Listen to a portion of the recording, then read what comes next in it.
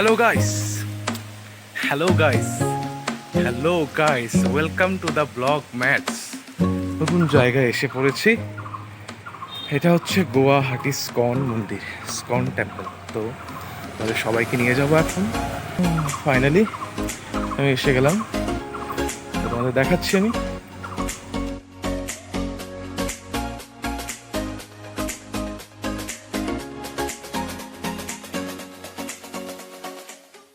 সেই মন্দিরে, আমাদের গুয়াহাটি স্কন মন্দির। তো এই পিছনে দেখতে পাচ্ছেন খুব সুন্দর জায়গাটায়, হোয়াইট কালার চতুর্দিকে। তো আমি এখন যাব এখান দিয়ে, আপনাদেরকেও দেখাবো। আর আমি যাচ্ছি, ক্যামেরাটা ব্যাক করছি, আপনাদেরকেও দেখাচ্ছি।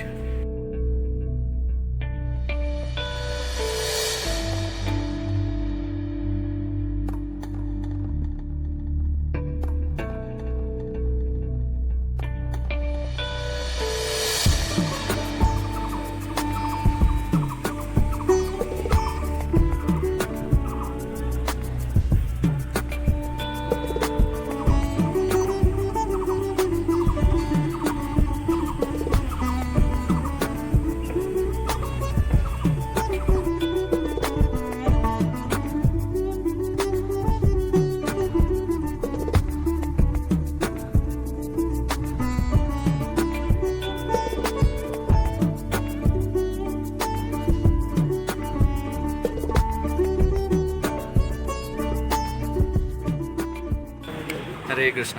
তো এটা হচ্ছে, আর আমার নাম প্রাণবতী গৌরহরি দাস। সো এই মন্দির হচ্ছে শ্রী শ্রী রুক্মিণী কৃষ্ণ ভগবানের মন্দির।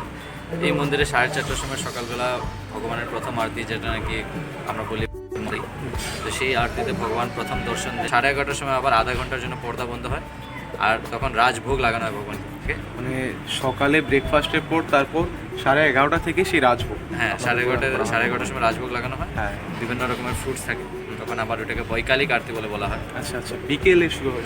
হ্যাঁ, 3:30টার সময়। 3:30টার সময়। হ্যাঁ, বিকেলের টাইমটা কিন্তু খুব সুন্দর, তখন কিন্তু ভালো লাগে বেশ, মানে পরিবেশটাও সুন্দর থাকে, অনেক ভিজিটার্সরাও আসে। হ্যাঁ, আপনারাও চাইলে সেই বিকেলবেলা আসতে পারেন, এখানে দর্শন করতে পারেন। আমাদের মন্দির খুবই সুন্দর। তারপরে আরও বলবেন? তারপরে হয় 3:30টার পরে হয়, তো তখন দর্শন খোলা থাকে। তারপরে আবার বিকেলবেলা তুলসী আরতি হয় 6:15-তে। এখন গরম দিন চলছে, তাই 6:15-তে তুলসী আরতি, আর 6:30টার সময় ভগবানের সন্ধ্যা আরতি। তখন সন্ধ্যা আরতি হয়, তখন সেই আরতিতে খুব অনেক আর ভক্তরা আসে। মন্দিরটা কখন বন্ধ হয়?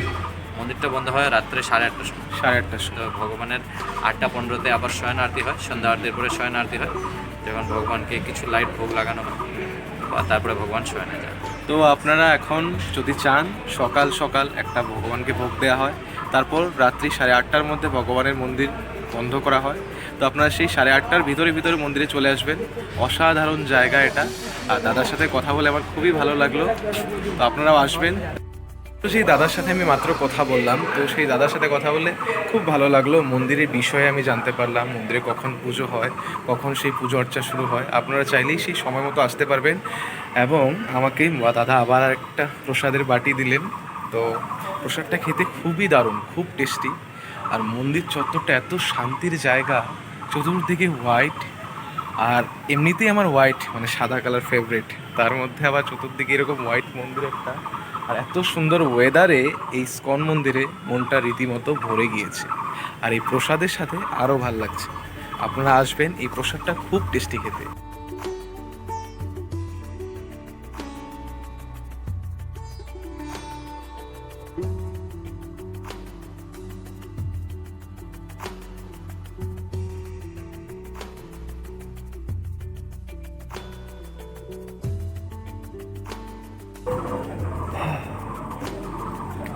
মহাপ্রসাদের বাটি শেষ, আমার ইচ্ছে করছে যেন আরেকটা খাই।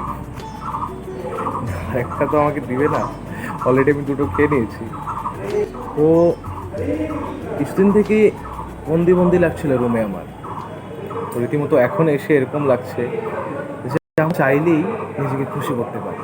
এই মন্দিরে এসে আমার এরকম লাগছে যেন এই যে একটা সেকেন্ড, এই যে এখন আপনি আমার ভিডিওটা দেখছেন, এক একটা সেকেন্ড আমাদের জীবন থেকে চলে যাচ্ছে। তো আমরা যদি চাই যে না, একটু নিজেকে খুশি করার জন্য কিছু করি, আমি এক্ষুনি বেরিয়ে পড়ি। এই সকালে যেরকম হয়েছিল আমার সাথে, তো সকালে আমার সাথে এরকম হয়েছিল যে না, এক্ষুনি বেরিয়ে পড়ি, কিন্তু সাথে সাথে চিন্তাটা আসলো কি যাব না। এইসব সব কিছুকে বাদ দিয়ে যখন আমরা সেই খুশি থাকার জন্য, নিজেকে খুশি করার জন্য হঠাৎ করেই বেরিয়ে যাই বা কিছু একটা করি, যে কোনো কিছু একটা করতে পারি, আমি যেরকম ঘুরতে এসেছি আপনারা যে কোনো কিছু করতে পারেন, তো এরকম কিছু একটা করাতে এত ভালো লাগে, তখন বোঝা যায়, সেই মোমেন্টটাতে এসে বোঝা যায় যে না, আমি ঠিকই করলাম। নিজেকে আমরা বলি যে আজকাল হ্যাপি রাখাটা খুব মুশকিল হয়ে গেছে, কিন্তু না, একটু ভেবে দেখো, খুব সহজভাবে যদি আমরা নিয়ে নিই জিনিসটাকে, যে না এক্ষুনি একটা কিছু করব যেটা আমাকে হ্যাপি করে দেবে শুধু আমার জন্য, তখন দেখবে অটোমেটিক জিনিসটা হয়ে যায়। আর নিজেকে হ্যাপি রাখতে পারলে তুমি আর অন্য কাউকে হ্যাপি রাখতে পারবে। মন্দিরে এসে আমার এটা একটা অনুভূতি হয়েছে, এটা একটা ফিলিংস মনের মধ্যে আসলো, কথা আসলো। আমি জানি না কতটা গুছিয়ে বলতে পারলাম, কিন্তু শেয়ার করলাম আপনাদের সাথে। আপনারাও অ্যাপ্লাই করে দেখবেন, নিশ্চয়ই কাজে আসবে।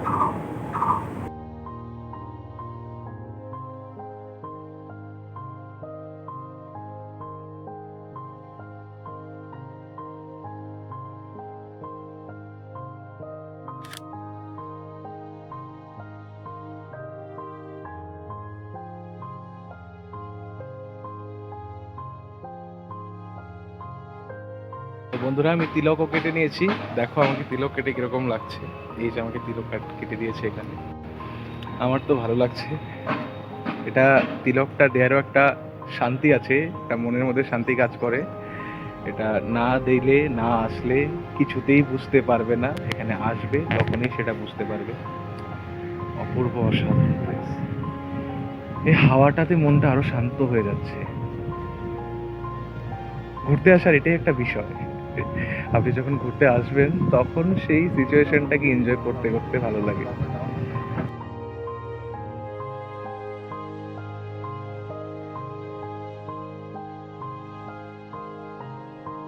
এখন এখানে চলতে চলতে একজন জেঠুমশাইয়ের সাথে কথা বললাম, উনি আমার একটা ফুটেজ ভিডিও ক্লিক করে দিলেন এখানে। খুব ভালো লাগলো কথা বলে। জেঠুমশাই এখানে গুয়াহাটি মন্দিরে আসলেন ঘুরতে, এর আগে এসেছিলেন কোথায়? দেওঘর। দেওঘর।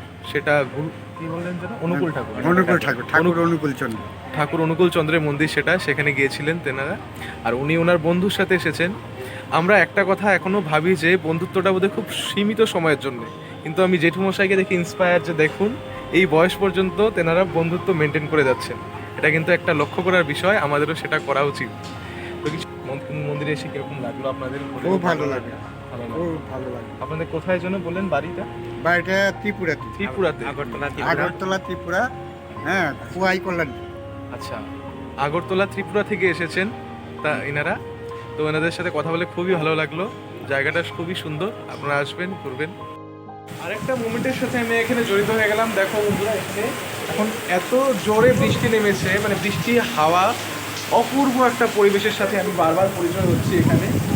তো অপূর্ব লাগছে। এখন আমি গল্প করব তাদের সাথে, সেই জেঠুমশাইদের সাথে যারা ত্রিপুরা থেকে এখানে এসেছেন, ওনাদের সাথে গল্প করে আমি এক্সপিরিয়েন্স কিছু গেইন করবো ওনাদের থেকে। ওনারাও ঠিক এরকম আমার মতনই মানে ঘুরতে ভালোবাসেন। আর একটা নোটিস করার বিষয় হচ্ছে, দু বন্ধু মিলে ওনারা এখন পর্যন্ত অনেক জায়গা ঘুরেছেন, সেই গল্পই আমি শুনবো। এবং দু বন্ধু মিলে ওনারা ঘুরছেন, ওনাদের খুব শখ এরকমই ঘুরতে যাওয়ার। এরকম শখিন মানুষ যখন হয়ে যায় তখন আরও ভালো লাগে। দুর্দান্তভাবে বৃষ্টি নেমেছে এখানে, সেই বৃষ্টির এনজয় নিচ্ছি, গল্প করছি, একটা সুন্দর অনুভূতি মোমেন্ট আমি আজকে এখানে কাটাতে পারছি ঘুরতে এসে। হঠাৎ প্লেন সবসময়ই ভালো হয়, এটা মনে রাখবেন। আজকে আমার এই ভিডিও এখানে আমি সমাপ্ত করতে যাচ্ছি।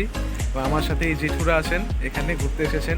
ওরা দুজন ছোটবেলা থেকে বন্ধু, এভাবে বিভিন্ন জায়গা ঘুরে বেড়াচ্ছেন। মানে আমি জিজ্ঞাসছিলাম যে কোথায় কোথায় আপনারা ঘুরলেন, বললেন যে হিসাব নেই।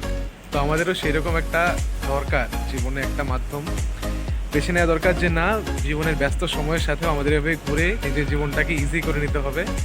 তো এখানে আমি আজকে ভিডিওটা শেষ করতে যাচ্ছি। অসংখ্য ধন্যবাদ। আপনারা বলতে পারেন চ্যানেলটাকে সাবস্ক্রাইব করবেন, লাইক করে দেবেন, সাবস্ক্রাইব করবেন।